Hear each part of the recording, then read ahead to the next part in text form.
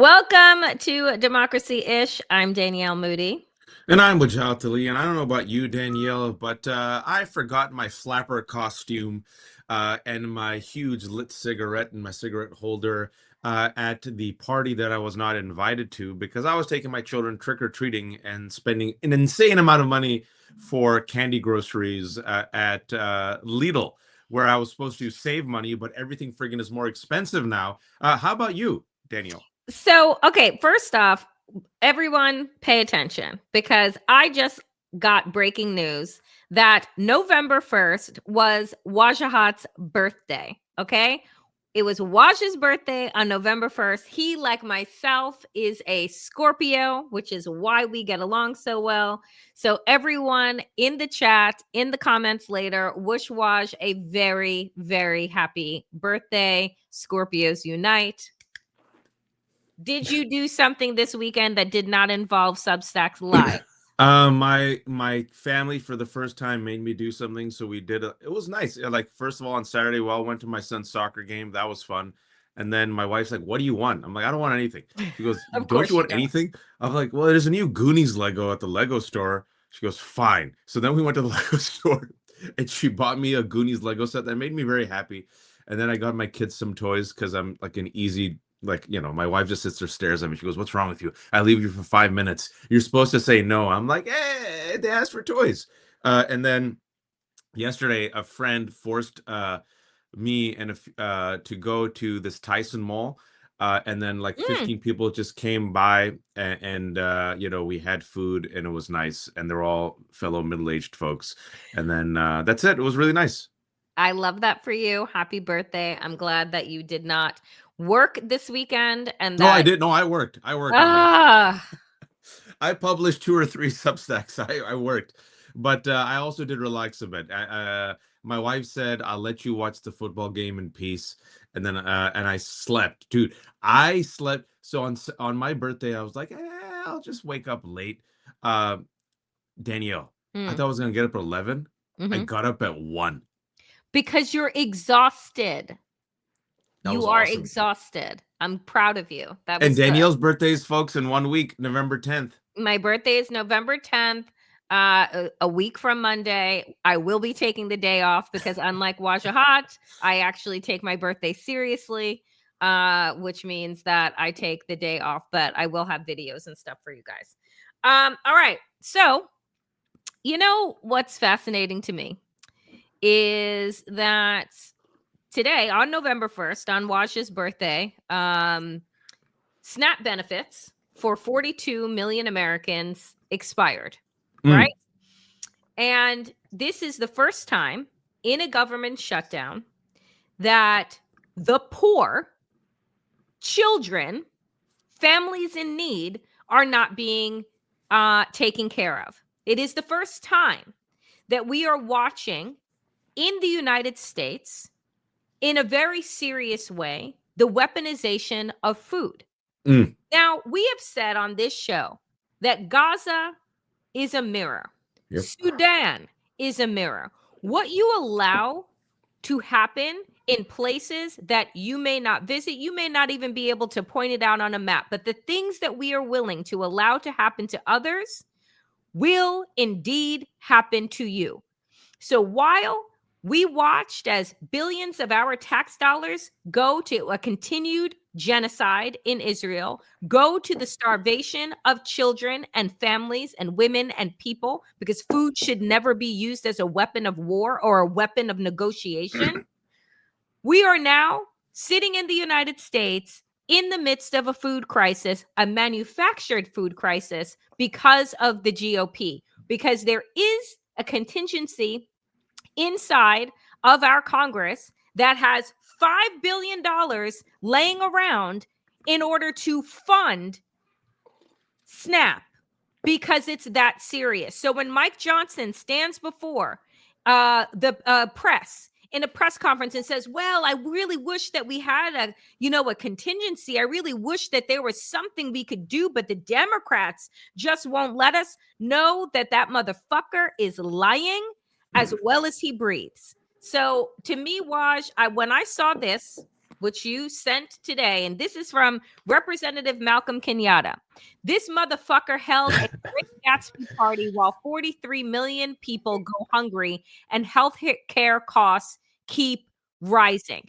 This is the type of fucking shit that Donald Trump is doing in our White House. I have no words, please. There's no need for words. Just look at the images, folks. Trust the evidence of your eyes and your ears. Danielle and I have been trying our best to use our limited powers to warn you that we are engaging with the broligarchy. They are like vampires. They're going to suck us dry. They're going to suck us dry and leave the husks behind and then replace the husks with AI. And then when all is said and done, they're going to get in their space rockets, and their plan is to go to space and terraform Mars. And my wish for them is good luck. Just go to Mars now. Go on your space Please. rocket and go to Mars right now. But that's the end game. Before we show you these photos, look at these photos, folks. I want everyone to just think about this for a second. As Danielle said, this is a manufactured crisis. Yep. The United States has the money. We can fund the food banks, just like we could have funded USAID, just like we can fund and make better Department of Education and public schools. We chose to destroy USAID. We chose to gut Department of Education. Linda McMahon on Halloween, I don't know if you saw that tweet, trolled America and said trick or treat. And she, the head of Department of Education, trolled America about destroying the Department of Education on Halloween with emojis, Halloween emojis. They're cruel individuals. Mhm. They are heedless. They are reckless. They Mhm. are wealthy vampires going to suck us dry. I want people to just sit with that and remember that image of a vampire sucking you dry, or Daniel Day-Lewis drinking all of your milkshake. And they don't care about us at all. They have the money. They choose not to spend it. They relish in the cruelty. They relish in our suffering and our poverty. And as we suffer, as Mhm. food stamps are about to run out, Mhm. as the government is shut down, and folks, I can tell you, I'm here in Virginia, people are hurting, right? There's hundreds of thousands of government employees, man. I just talked to someone yesterday. This guy's like, I haven't gotten a paycheck in a month. If it wasn't for my wife and her own business, we wouldn't get by. But then he was thinking about his younger employees who don't have the same rank. He goes, it's impossible to survive, Danielle, in Virginia. It's impossible with that type of an annual salary and without a paycheck. So they have the money. They choose not to spend it. Hundreds of thousands of civil servants are freaking lining up at food banks. Food stamps have run out. And this mother effer, show the video, of the girls. Oh, wait, hold on. Hold on. Because I didn't want to show the video. I will say this, Waj, because I was disgusted by it. But let me God, just keep talking. So, Um, The Great Gatsby, for those who haven't read, which F. I love. Scott So I love Fitzgerald, that. I love it. I love the F. book. F. Scott Fitzgerald said it is a cautionary tale. Gatsby was a cautionary tale.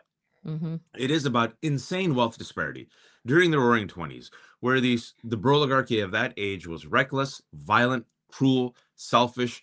And there's a great quote which we have where, Which we have, but I'm going to play the dancing. oh I sure, just want everybody for a moment. This is the White House. This is the people's house. When Barack Obama was president, he would throw events to bring poets and musicians and to showcase the best of American arts and American culture. This is none of that. This is what Donald Trump had at the fucking White House.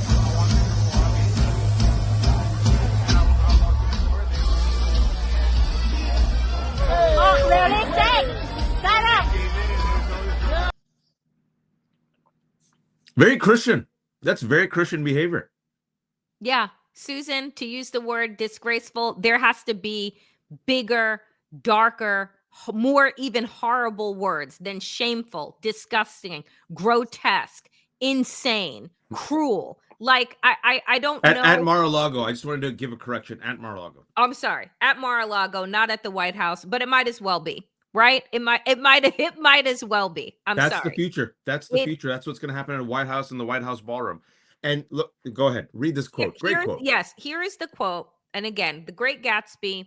I love the book, have loved all the adaptations of movies, but it is about this disparity, this sick disparity that was very much on display as we had the rise of the industrial revolution in the United States, this obscene wealth gap. You had the titan, quote unquote, titans of industry. You had slums all over the place. We had no workers' protections, no workers' rights. Like, it is so on the nose that Donald Trump in this moment would throw a roaring 20s party, because it was roaring 20s for some, but pain for most. And so here's what is written by F. Scott Fitzgerald. They were careless people.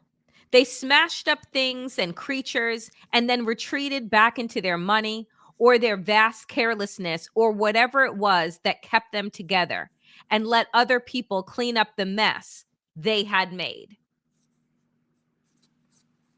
I mean, on the nose. It's some people said, are they trolling? I don't think they're trolling. I think sometimes, they're so oblivious. It's a cult, and it's a cult which is shielded from the horrors and brutalities that they inflict upon others. And I was talking to someone yesterday about just in the establishment. Do they see? Do they understand? And a friend of mine was saying, he goes, I don't think they do. I really don't think they do. They're surrounded by yes men and other individuals who fillet them verbally and perhaps literally, and give them the worldview that satiates their appetites and protects them from discomfort. And I say this because you saw this in the past 5 years, the anti-woke crackdown by the rich, the 1%, right? They refuse to acknowledge it. They refuse to look at it. Even when I've been in these situations, instead of saying, maybe we might be the baddies, they say, no, it's the woke college youth. It's them. They're crazy. So I don't think they were trolling, folks. If they were trolling, I would give them credit, because it's like something that there's a level of awareness. I think they're that heedless. I think he's that heedless that he would not. But here's my thing, Waj, because to say that they don't know what they do is to allow us to continue to perpetuate their long-standing adolescence, this carelessness that F. Scott Fitzgerald spoke of this naivete, this idea that like somehow they're stuck in this toddlerdom. And for us to continue to say like, well, they don't really know what they're doing. They're just so mindless. They're just so this, then. No, they know what they're doing. You know what you're doing, Christy Nome, when you decide to cosplay as a fucking ICE agent, but get your hair blown out and make sure your lashes are on. You know what you're doing, Pete Hegseth, when you decide to put in a studio into the Pentagon, because it's more important to look good on TV than to actually have morale inside of the department that you're running. You know what you're doing when you smash up history right in front of us with no tarp, no nothing, just ripping out the guts of the White House for all to see that you get to do whatever the fuck it is that you want. Like, they know what they're doing. They know what they're doing. So and I my edit to that is, I don't disagree. That. I don't disagree with you, but there is a level not of childishness and naivete where you're so in the bubble and you're so heedless and you're so removed that it's almost sociopathic. And that's where I see Trump. Like, I honestly think Trump is like, huh, what, snap, whatever, anyway, let's party, huh, what. It reminds me of, if you remember, this is a deep cut, Occupy Wall Street. And there were all these folks in the aftermath of the housing crisis, and they were outside of Wall Street, literally protesting. And they panned up, and you saw all these chutias of Wall Street sitting there, like partying. There was a Wall Street party, like, why? And then they interviewed them, like, why are they out there? It's not that bad. So it's one of those situations where I completely understand that, there's a performative aspect of MAGA where the cruelty is the point, and that's part and parcel of Trump. And when you get so ensconced in a bubble, you even lack the awareness of how this looks because you don't care. That's what I'm saying, Daniel. Okay. All right. Okay. Fair point. And let's just more proof to the pudding of the you have no idea. So there you go. That's my point. This is right. my point. So I said this at the end of last week on the Danielle Moody Show. I said, for those of you who love CBS like my parents do, who love 60 Minutes and would go there for in-depth investigative reporting and all of these things, understand that CBS has now been gutted. over the end of last week, every single person of color, every single Black person has been fired. Every single one. Producers, writers, hosts, they're all gone. All of the shows that they have canceled, they fired the people of color that were working on them and then reappointed the white people. And a Black man, a producer, went on TikTok and said that he went to his boss at CBS and said, "So you're telling me this wasn't your choice?" And he's like, "No, I got to choose who I wanted to continue working with. So I chose people who I've worked with longer, who were all white." He went to every single one of his Black colleagues and every single one of his white colleagues. And he's like, "And you're supposed to tell me this is a fucking coincidence And he that said they're all yes. gone?" And And he he said said, yes. and the boss said yes. So they are playing in our fucking faces. And I say, you show them the utter disrespect back, cutting the cord, letting go of CBS, ABC, these outlets that have not only capitulated, but they are celebrating and uplifting white nationalism and white supremacy. And that is the vantage point, the perspective from which you're going to get your news moving forward, is a propaganda station. That being said, Donald Trump, in a highly edited interview on 60 Minutes, highly edited. Well, tell him, before you move on, tell him why you stress it's highly edited. Because they said it because everybody on social media pushed back on it. But the lawsuit, right, with Kamala Harris? $16 million. 16 mil. So yet another place, because it was ABC paid out 16 million, must be the lucky number. ABC paid out 16 million because George Stephanopoulos absolutely incredibly called him an adjudicated rapist. CBS has paid out $16 million because of the edited video that they say was done for Kamala Harris, and that wasn't fair and blah, blah. So now Donald Trump, not only did he get this, and a couple of weeks ago, his son-in-law got another cushy fucking 60 Minutes expose with his dad about the ceasefire in Gaza. How's that going, by the way? Terrible ratings, by the way. That Kushner Witkoff special interview, which was a coup for Barry Weiss at CBS, horrendous ratings. Right, but they don't care about that. So Donald Trump sits down, Norah O'Donnell, to talk about the economy. And you just take a listen, okay? And you tell me, first of all, if you think that by the way, this face is a face of exasperation.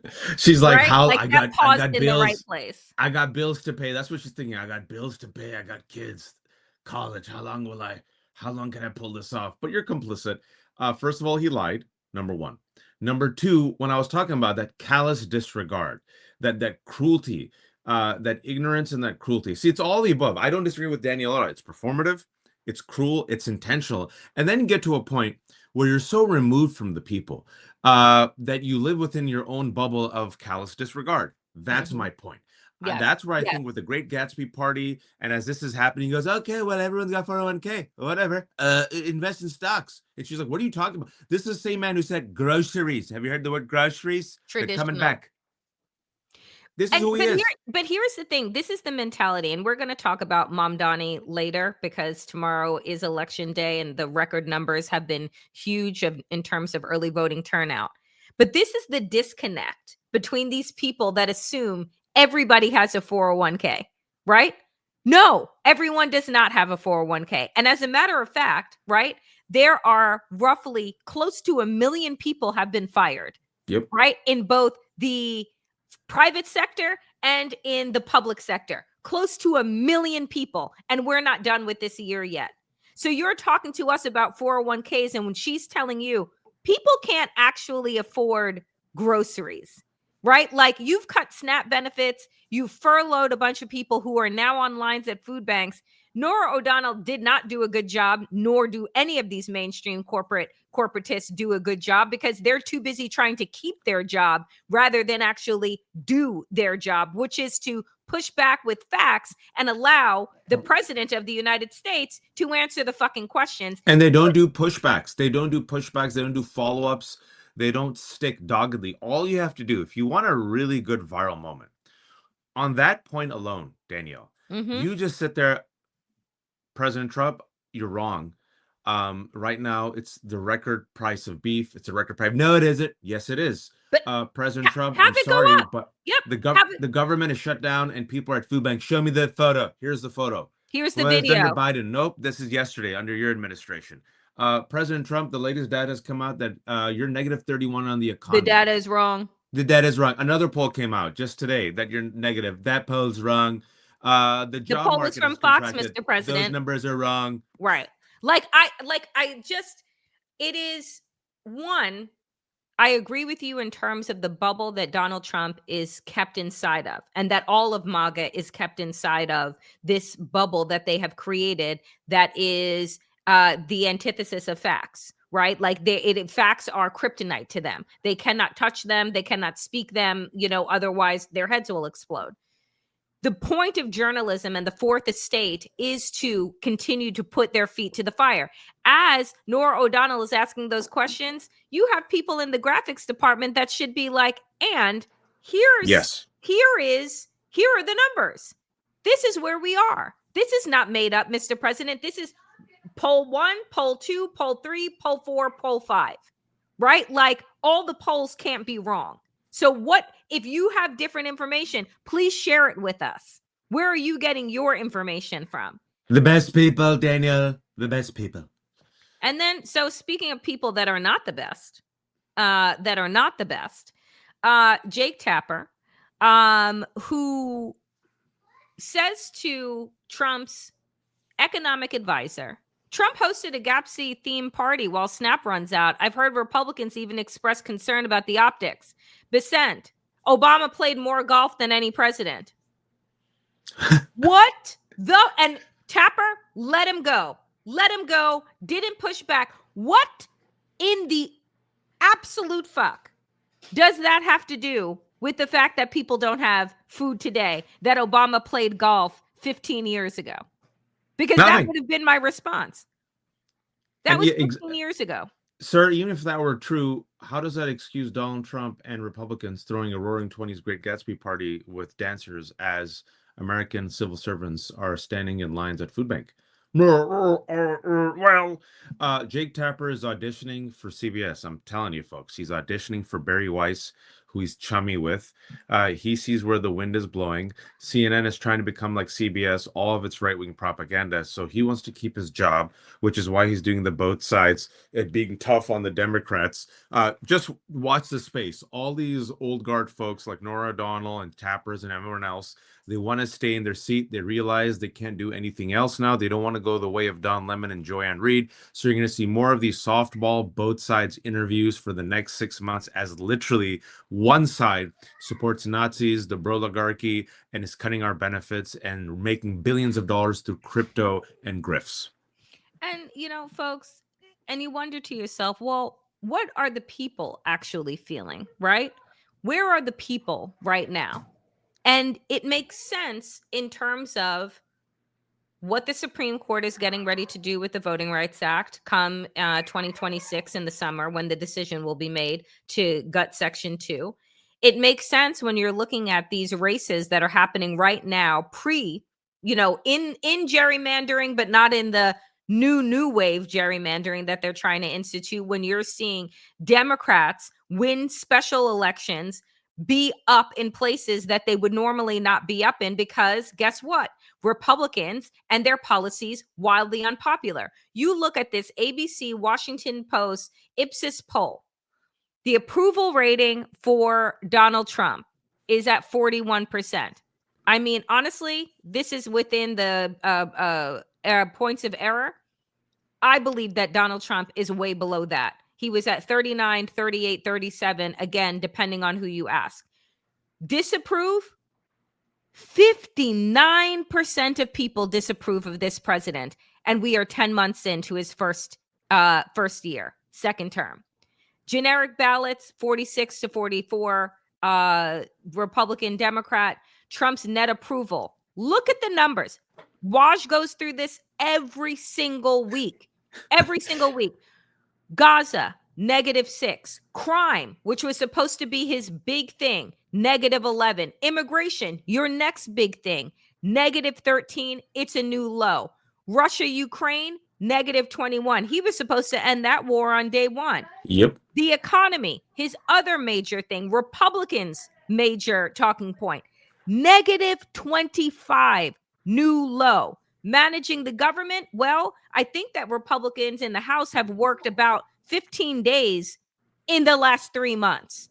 -27, new low. Tariffs, -32, new low. Most responsible for the government shutdown, 45% say Republicans, 33% say Democrats, and not sure of the 23%. I don't know where the fuck those people are. Like, head in the sand, I don't know, or up their ass. But these numbers, not great. And also, folks, this is before the big beautiful bill kicks in and the permanent tax cuts for billionaires goes into effect, which adds more than $3 trillion to the debt that our children and grandchildren will have to pay off. And those tax cuts are paid by a $1 trillion sledgehammer to Medicaid. Once Medicaid gets essentially dismantled, you're going to have Trump voters die. In rural counties, hospitals are going to shut down. Rural nursing homes will shut down. Seniors and children will be affected. And folks, this is on top of the economy, which in most states, analysts say is in recession. This is also as the price of groceries and meat is going up, as people are fleeing America, as education is being decimated, as foreign students are no longer coming to America and paying full price for what used to be the creme de la creme education, as our experts are being poached by Europe and China in scientific research and AI and technology. America is rapidly descending into a shithole. And I want you all to remember that image I gave you at the beginning. Vampires sucking our blood. This is by design. They want to suck it all up. They want to take it all for themselves and their families. They are no longer invested in America. They're not invested in humanity on Earth. They're not even invested on Earth. If you read the broligarchy, the technocracy, the techno-fascists, the J.D. Vances, the Peter Thiels, the Elon Musk, the Andreessens, the Horowitzes, the Curtis Yarvins, they believe it's a wrap. The Earth is done. Humanity is cooked. So their job is, as stewards of the human race, as those chosen by God and Valhalla, they will repopulate humanity with their seed. I'm not making this up, but on Mars or terraformed. And furthermore, they will live forever because they don't deserve to die. Dying is unfair. So much like the Pharaoh, they believe they should stay alive forever. That's the exact quote of Larry Ellison. Why should I die? Larry Ellison and his Nepo baby who've taken over TikTok, CBS, and are making the bid for Warner Brothers. So they want to, if you will, merge with AI and technology and live forever. And they believe AI will not only replace human labor, also, it will give them their private military firm that will protect them against the human revolution because they can't trust private military forces because they're human beings, right? And they think the private military forces will turn on them. So AI gives them their soldiers, AI gives them their workers, and AI allows them to augment humanity and live forever. That is the end game. And if you don't believe me, look at the Hunger Games that are happening right now. SNAP benefits are about to run out. I just want to, we're gonna show you the cruelty of it all. All right. We brought the receipts. Danielle, show them the cruelty. Yeah. So just before this is on the way to the cruelty. Mayor Karen Bass out of LA, as critical SNAP benefits are set to run out today, family source centers across LA are offering emergency financial aid, food support, and more essential resources to help during this time. Emergency financial assistance available. I have been posting on my own Instagram for folks in New York and those around New York where there are rotating food banks every single day of the week. Here, federal workers are lining up at food banks in the Washington, D.C. area, as Waj has said, because that's where he is, to receive critical assistance for their families, as hundreds of thousands of furloughed government employees brace for the second month without a paycheck. Second month. Okay. And I talk about this all the time on the Danielle Moody Show, that most Americans, if a $400 emergency bill were to come due, cannot pay that. So you tell me how many people can go for 2 months without a paycheck and pay their mortgage or pay their rent, their utilities, get food on their table, etc. This is obscene.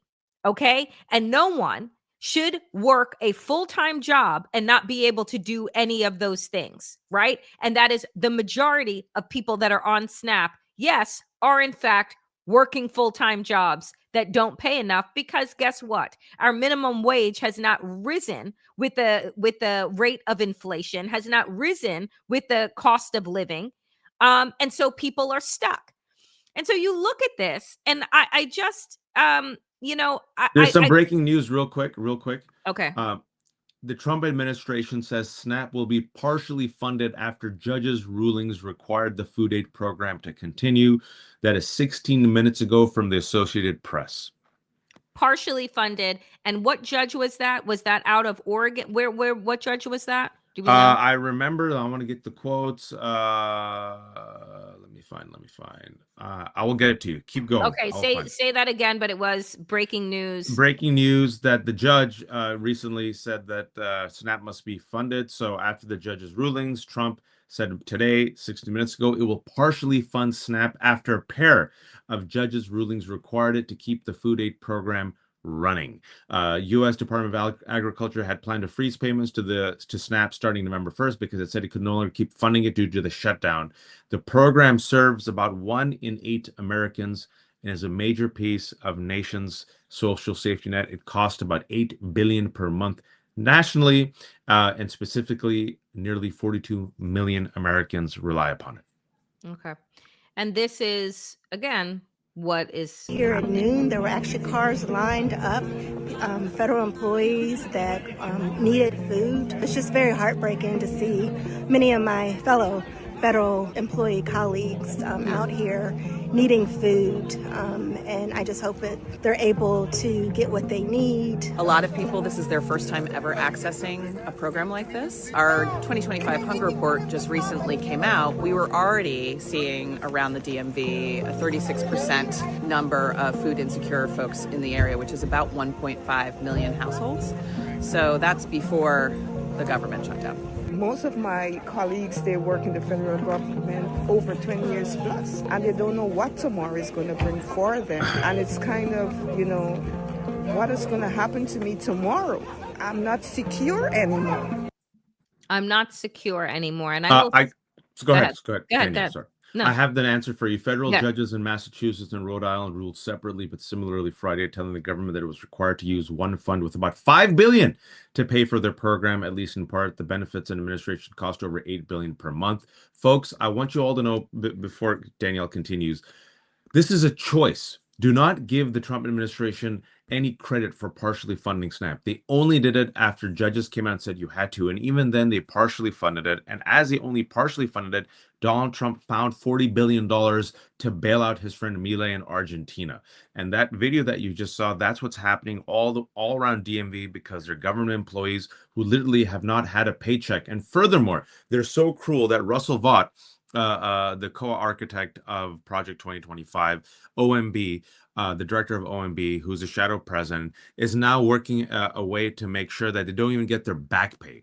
Back in the day, they used to get back pay. Now he openly says he wants to be cruel. He wants them to suffer, his words, right? So he's gutting people during the government shutdown because that's all part of Project 2025. This is who they are. On top of which, right? So in one of the most abundant countries in the world, many always ask on this show and on others, why do we even have food banks? Right? We should have the ability to feed, to house, and to clothe all of those who go without, right? Because that's how our society should be set up.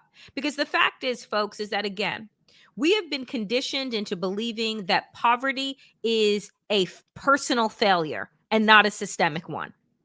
And we have been pushed into believing, right? Indoctrinated into believing that wealth, right, is is personal success, right? That to have somebody that has more money than multiple nations combined is somehow what they deserve because of their personal quote unquote genius, and not because of broken systems that do not tax them at the rate that would help the most marginalized. We have been indoctrinated to take the crumbs from both Republicans and Democrats because they both suckle on the same corporate tit that stops them from being able to actually want to have the will to do for the people. This is the reason why Mamdani in New York City is so popular right now, not just before the socialism policies, right? But the fact is that people are looking around and they're saying capitalism doesn't work. How am I working? I'll tell a brief aside, Waj, a brief aside, if you give me. This weekend was Halloween weekend, Waj's birthday weekend. I went out east to go visit with my family on Long Island, and I'm hanging out with my younger cousin who's about 26 years old and his girlfriend, and we run into one of their friends, and she is a special education teacher, also working two side jobs because as a special education teacher on Long Island, she does not make enough money to actually be able to live on Long Island. She is working 3 jobs, 1 full-time job and 2 part-time jobs in order to be able to live on Long Island. That is obscene. And people will say, oh, well, then just move. Move where? Where?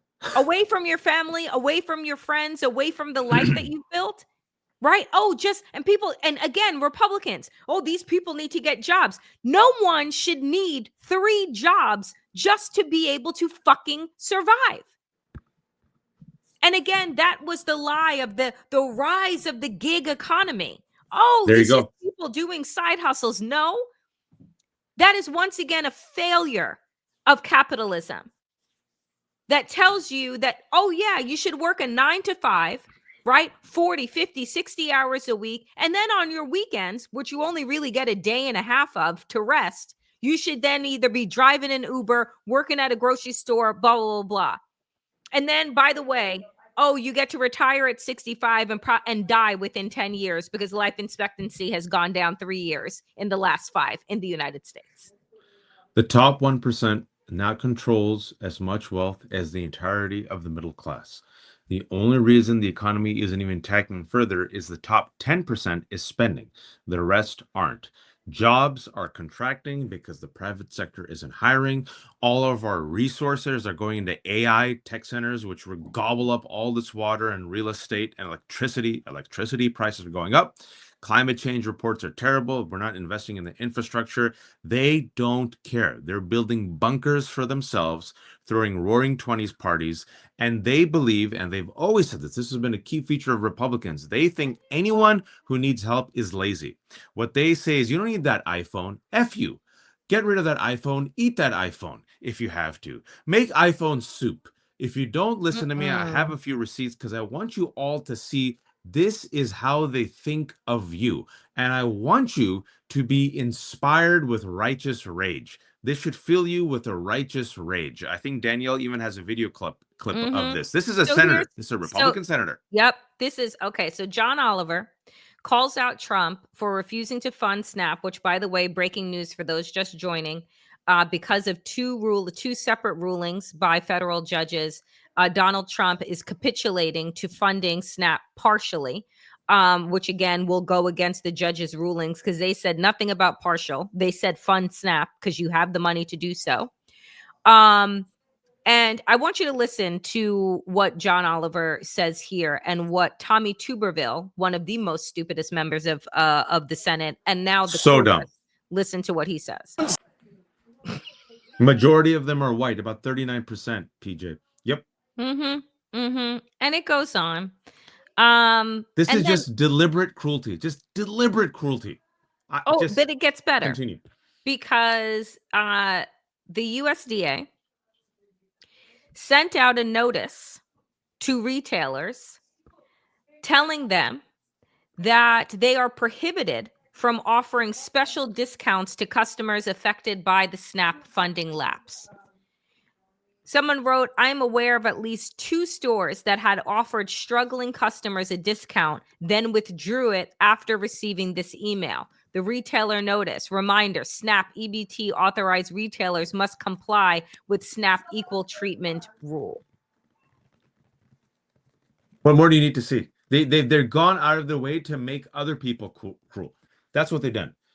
They've gone out of their way to ensure that literally people who want to help these workers can't help workers. Like, it takes another level of cruelty, a sadistic glee that you take, a sociopathic joy. And furthermore, if you don't believe me, I got these are all Republicans. I'm not even talking about the trolls, folks.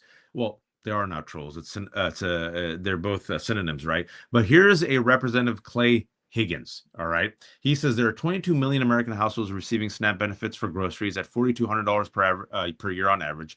Try to get your head wrapped around how many pantries you can stock with $4,200 in properly shopped groceries. Any American who's been receiving $4,200 per year of free groceries and does not have at least 1 month of grocery stock should never again receive SNAP because, wow, stop smoking crack. Stop using your iPhone. Tell your kids not to have a Coca-Cola once in a while. Even Marie Antoinette said, let them eat cake. These mother effers are like, why cake? Why are you so spoiled? Oh, no. Eat splinters. I mean, and look, again, the cruelty is in fact the point. And just again, I want to play this clip because we talk about the fact that there are food pantries. Food pantries are struggling right now because they are not able to fill the gap that is being created by this SNAP shutdown. Now that it's going to be partial, right? But I just want you to listen to what people are saying. How long is this sustainable? Wow. It's not. It won't be from the first day. For every meal that a food bank provides, the SNAP program provides 9. There's no way we can meet that gap. There's no way we can replace every single one of those meals. It is not sustainable for food banks to fill this gap. We were not built to do this. We will stand out there and we will do our very best. All they can do is their best, but knowing that, guess what? They can't fill the void. They can't meet the demand because that's not what they were built to do. They were built to be supplementary to what the government is supposed to provide for the most vulnerable. But do you know who the government is providing for? Oh, Waj, I know that this is your favorite friend. Tell them about Kash Patel. Hey, guys. Hey, I'm Cash. I'm going to enter Valhalla. Hey, why aren't you letting me in, Charlie? Charlie, it's your buddy Cash. Sorry, let me be petty. Amazing. Brown chickens for Colonel Sanders. Oh, Kash Patel. A troll with 0 law enforcement experience who was tapped to be the head of the FBI because he's Trump's loyal soldier who before the election said that he had a hit list of enemies and they would go after them, and they have gone after them. And, there's a saying, before we talk about this, there's a saying. Do you have the photo? In DC, folks, the saying is the following. If you're a 4, like Kash Patel, and he's a 4, and you see a 9 come to you, you have to be you have to walk away. I'm not making this up. Because in this town, they say if you're a 4 and you specifically work in the government and an 8 or a 9 approaches you, I'm talking about, 9 out of 10, 10 out of 10, like a really good looking woman. Most likely that's a honeypot. That's a spy. That's what they say. I just want to throw it out there because Kash Patel has a very young, aesthetically pleasing girlfriend. And folks, just to get you really pissed off, we just spent the last 50 minutes talking about how the American broligarchy vampires are sucking us dry. How the Trump administration is literally using hunger as a political bargaining chip, how they're throwing lavish parties, how they're giving billions of dollars to Milei, but they say, oh, we don't have the money to fund USAID and SNAP. And as people, as we've seen all the videos, as our government employees, unlike Kash Patel, who are educated, informed, have experience, are literally worried about eating. Kash Patel, just last week, was caught red-handed grifting off the American public by abusing a $60 million FBI jet and taxpayer money for a wrestling date night with his much younger girlfriend. Specifically, it landed at Pennsylvania State College Airport on October 25th. That's the same day that the 45-year-old Kash Patel's 26-year-old girlfriend, Alexis Wilkins, was performing as a country music singer at the Real American Freestyle Pro Wrestling event at Penn State. And so Patel literally used a private jet, taxpayer money, to go see his girlfriend perform. And the logs also show that his jet left the Penn State Airport at 8:03 p.m. and then landed in Nashville soon after. Nashville is where his girlfriend lives. Can't make this up. I want to scream, but I won't because I don't want to hurt everybody's ears. But like, I wish that was just it. Nope, there's more. There's more. It's not. It's not, because Ice Barbie had DHS, the Department of Homeland Security, buy not one, but two luxury Gulfstream private jets that cost, folks, $172 million. Okay, so you got Kash Patel taking $60 million flights. You got this one buying two planes for $172. You got Donald Trump, who now the cost of the ballroom after he has demolished the East Wing of the White House is now up to $300 million, being funded, brought to you by CEOs and oligarchs and corporatists, as well as taxpayer money. And this is all while, right? What is it that Democrats are fighting for right now? What is it, right? And it is this very clearly. Donald Trump has paid $40 billion to Argentina, $1 billion to upgrade a $400 million Qatari jet, $172 million for Kristi Noem's private jets, $230 million that he wants the DOJ to pay him for being credibly investigated and indicted because he's a criminal, $200 million for the ballroom, which is now up to $300 million. There you go. And again, what is happening to the American people? Take a listen. An older couple out there who's making $85,000 a year. That's not that's not billionaires or anything like that, but that's a higher earner in this case. Here's their current premium, $7,225 per year. That's 8.5% of their income. That's sort of the top end under the current rules. Under the change, if it expires, that will jump to $25,000 per year. That's almost a 30% increase. That's almost 30% of their income, not an income, 30% of their income for the year. That's a tough thing if you're making $85,000 a year. 30% of a couple making $85,000 a year, a couple, not individually making $85,000 a year, combined making $85,000 a year. If the subsidies, the Obamacare subsidies, are not continued, their health care for the year goes from $7,700 a year to $25,000, which is a jump from 8.5% of your salary going to health care to now 30% going to health care. You're wiped out. That's what's going to happen. You're wiped out. It's over. It's over. And that's the plot. They want you to be poor. They want you to be sick. They want you to be dumb. They want you to work until you die, or work until you're so desperate that you commit crimes. And guess what, folks? I always remind people that the big beautiful bill, in addition to giving permanent tax cuts to the richest people on earth at the expense of our healthcare, because this doesn't even factor in when Medicaid gets cut, they found $170 billion, $170 billion, not for SNAP, not for USID, but for ICE, for more ICE agents and for more private prisons and detention centers. So now it's not just going to be black and brown bodies in prisons and detention centers. prisons and detention centers are hungry. They need to eat. They need bodies. So you're going to put all these bodies in those prisons. You're going to get free labor, and they're going to do this until they find a way to replace us with AI. And some other news, because that was a CNN clip from 2 hours ago.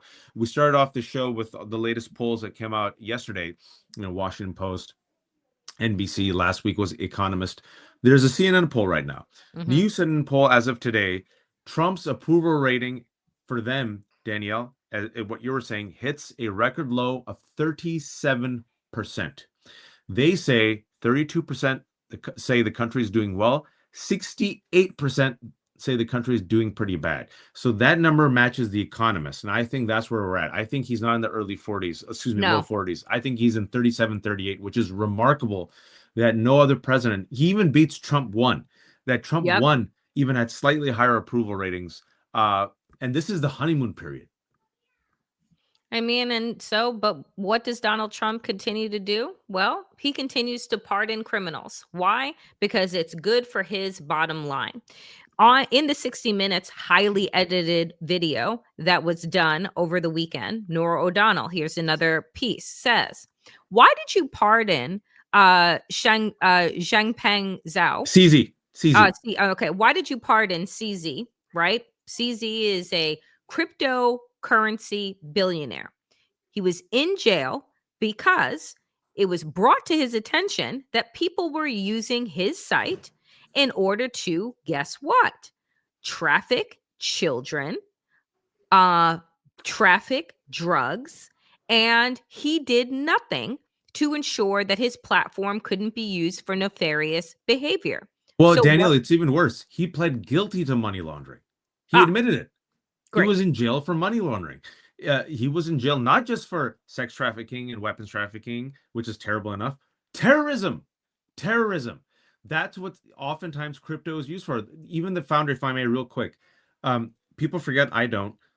During the beginning of his term, Donald Trump also pardoned Russ Ulbricht, who was the founder of the illegal digital hub Silk Road. Silk Road is where they use crypto to fund assassinations. You can buy assassinations, sex trafficking, weapons trafficking, drug trafficking. So this dude pled guilty to money laundering for these types of offenses and terrorism, was serving time in jail for pleading guilty to money laundering. And then last week, Donald Trump pardoned CZ of Binance. Well, it just so happens that finally now, I'm glad O'Donnell asked this question, Binance and CZ are business partners with the Trump family.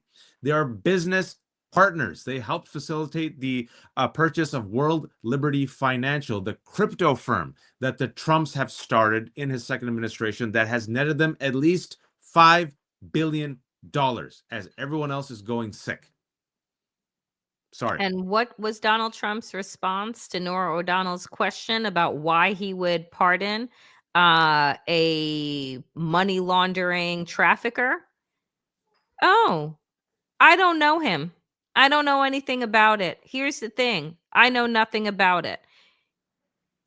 They want you to believe he's a genius. They want you to believe that he knows everything about money. Get a businessman to run the country like his businesses, which went bankrupt 7 times.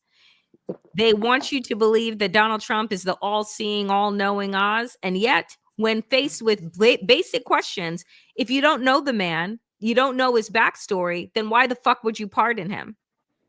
Oh, that's right. Because your portfolio now, your crypto portfolio is larger than your real estate portfolio. $5 billion. It's all projection. It's all bullshit.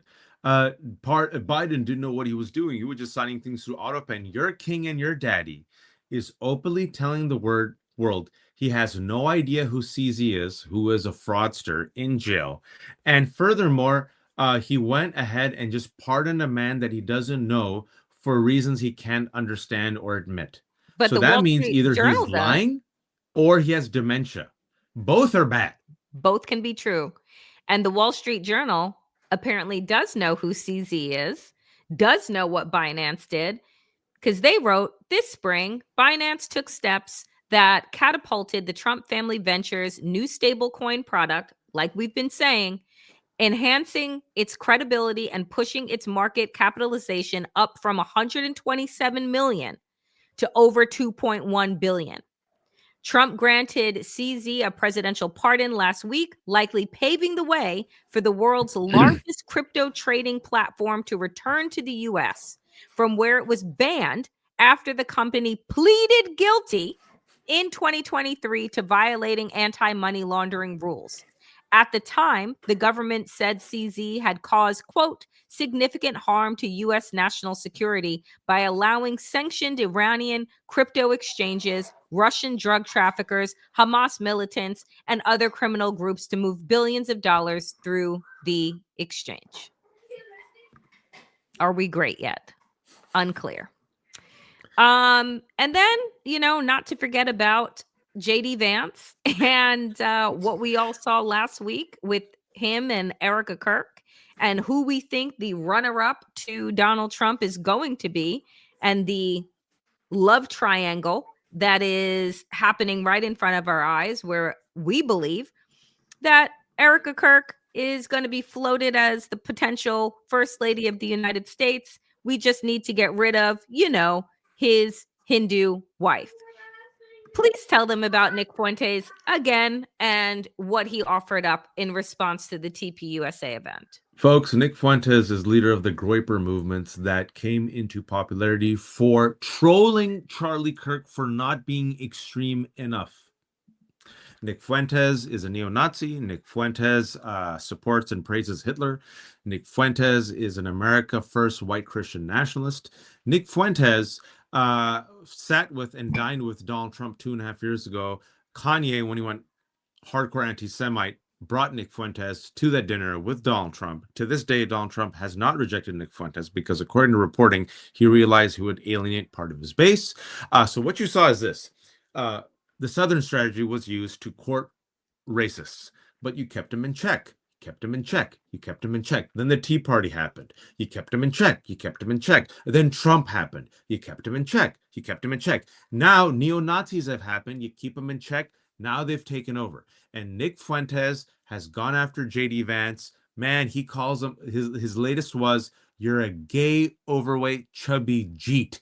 Jeet is the word they use for Indians, right? And then he said, these are the questions at JD Vance's TP USA event where he caressed, or all that stuff happened with Erica Kirk. Is Trump controlled by Israel? Why are you fighting Thomas Massie, who wants a release of the Epstein files? How is it America First to support Israel? Why did you marry a Hindu? Explain your connections to Peter Thiel's Palantir.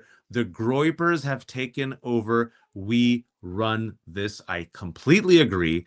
And furthermore, what I'll say is the Heritage Foundation. This is some big news from last week. I know folks don't follow right-wing media and politics, but thankfully we do. I just want you all to, this is important. Give me 30 seconds on this. We've talked about the growing civil war in the MAGA movement. And we've talked about how one of the best hopes of our democracy is to let them fight. And we called this, if you've been watching our show. We said, watch out for Nick Fuentes, watch out for the neo-Nazis. They're going to take over. They can't contain this force anymore. Heritage Foundation is the conservative pillar, the think tank of the MAGA movement, which is the official author of Project 2025, who published it. Heritage Foundation's president, a couple of days ago, Kevin Roberts, did a video looking right at the camera, openly saying, we will not abandon Tucker Carlson. Well, why did he have to say that? Because the MAGA elders were all really pissed off because Tucker Carlson has made peace with Nick Fuentes. He hosted Nick Fuentes. They're like kind of had a meeting of the minds, a shaking of the hands, and everyone's like, how could you still support Tucker Carlson? He had this neo-Nazi on. And Kevin Roberts embraced Tucker Carlson, did not throw Nick Fuentes under the bus. Then there was massive pressure from the Indian Americans for MAGA and the Jewish Americans for MAGA, who are completely complicit the entire time. And Danielle, I'm sitting here drinking my tea. I'm saying, I told you so. Leopards eat faces. What you gonna do? And just about an hour ago on Twitter, Barry Weiss of CBS reshared a video done by Ben Shapiro calling out Nick Fuentes and the Groyper movement. In addition to hating Charlie Kirk, they also hate Ben Shapiro. They're also anti-Semites. And Ben Shapiro said, there's no room in our movement for Groypers or Nick Fuentes or blah, blah, blah. And Barry Weiss said, this is it. And I had to retweet, Barry, this is the present and future of the GOP, and you helped create it. Leopards eat faces. I hope I was able to connect the dots. That's my take on this, Danielle. So here's the thing, right? As we close out today, where are Democrats?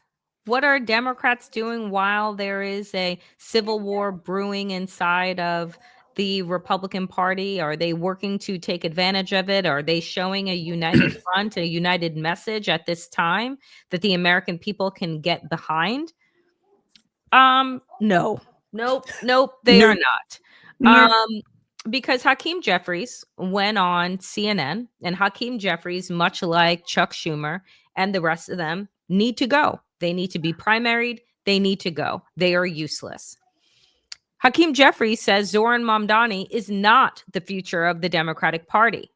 Jake Tapper, do you see Mamdani as the future? Jeffries, no. I think the future of the Democratic Party is going to fall as far Sorry, as those are my kids. Forgive me. it's fine. Party is going to fall as far as we're concerned relative to House Democratic Caucus members who are doing a great work all across the country as it relates to our need to both take back control of the House, but in doing so, make sure that we're communicating blah, blah, blah, blah, blah. Okay. This is Hakeem Jeffries, who in the 11th hour decided to endorse Zoran Mamdani. There's a reason why establishment does not want Zoran Mamdani to be mayor. They don't want to give lifeblood to democratic socialism. They don't want to give lifeblood to actually fighting back against corporatists. They don't want to give lifeblood to anybody that's able to have a meteoric rise to become mayor of New York City, who didn't rely on donors and PACs organized by billionaires. And so here's where we are, folks, as we close out today. The Islamophobia, wild. I'm not going to read all of this. But it just gives me joy. I will read it because these mother effers are having a meltdown. It's the world's worst Islamophobes. I chose these three on purpose. They have made life miserable for Muslims and Arabs, and now they're making life miserable for everyone else. And look at the collective meltdown. Their tears are sugar for my chai. Mamdani's going to win, most likely by double digits. But if not, that's okay. He's going to win. And whatever happens afterwards, I don't know. But he's going to be the first Muslim American mayor of the great city of New York. And these people tried their best. Oh, they tried everything, Daniel. They threw out a Bill Clinton. They brought Bloomberg with his millions. They had New York Times, Lawrence Summers, initially brought out James Clyburn. They backed the disgraced man that they rejected, Andrew Cuomo, and said, we would rather have this sexual predator than this brown, dark heathen Mamdani. And he's Hamas. He's a terrorist. He's this, he's that. And New York City said, now we like him. We like him. So for the first time, views of capitalism have slipped. According to NBC News, they still say, socialism is unpopular, and that's because most people don't know what socialism is. But just look at the numbers, right? What voters are feeling, because this is what's important. Mamdani, who was an unknown, trailing behind a legacy candidate, has managed to court the hearts and minds of a diverse group of New Yorkers. I mean, this man has spent the last weeks of this campaign everywhere and anywhere, inside of clubs late night to remind people to vote, at gay clubs, Latino clubs, Caribbean clubs. He's been at senior citizens Tai Chi events. He has been at the marathon. He is on the ground, knocking on doors. This is, leather sole friggin' politics that we have not seen. And so when you look at these numbers and you say, voters' feelings about capitalism for the first time beginning to lose faith in this system because they are realizing that it's rigged and the stories that they have been told are lies. and that they are working 3 jobs just to keep their nose above water. And Donald Trump's tariffs on top of the ending of Obamacare subsidies are going to put most Americans in that food line that we showed you earlier today, or make them homeless, right? It is going to get more painful. Yep. It is going to get incredibly cruel.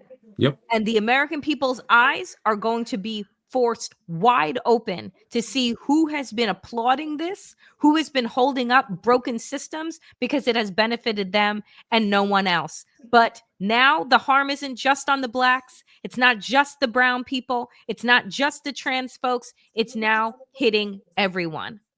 And it's time for the people, in my humble opinion, to hit back. Final Folks, word to you, Waj. final words is we still have the numbers. Do what you can. Tomorrow is a major, major day, especially in California, Virginia, New Jersey. Vote. In New York, vote. Don't take it for granted. Vote, vote, vote. They are just as committed, even though they're a minority, but they're zealots. If a majority is flabby and disinterested, the zealot minority can carve through us as if we were warm butter. So try your best to please get up, vote, do your part, and also use your dollar. Boycott. There is a cancel Spotify movement right now, and it's been going on for the past couple of weeks, and Spotify has felt the pain because Spotify, along with all these other social media companies, is promoting ICE ads. ICE ads, as ICE is terrorizing people, shooting people at food banks. But that boycott, canceling and deleting the app, it has hurt their stocks, Danielle. And the religion of America is capitalism, and the religious holiday is Black Friday. Just do a bit of research. We'll talk about it next week. And inshallah, we're going to talk about boycott. So we have the numbers, we have the dollars. Make it hurt.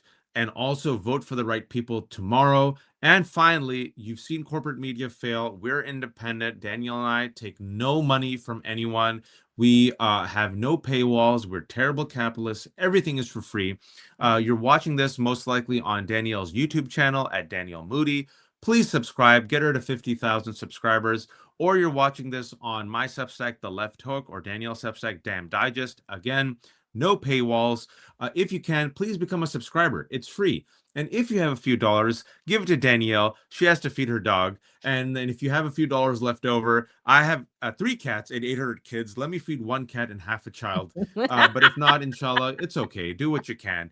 And we're going to be back, I think, Wednesday at 3 p.m. for our midweek check-in. And I know Sam's watching. Sam, I'm so sorry. I was supposed to talk to Refuse Fascism's great organizer and host, Sam Goldman, at 1, but she's been waiting. And Sam is going to talk about how Refuse Fascism is going to try to march people and get people out in the streets, especially as SNAP is only partially funded and the government is shut down. So we will be I'll be with her in 1 minute.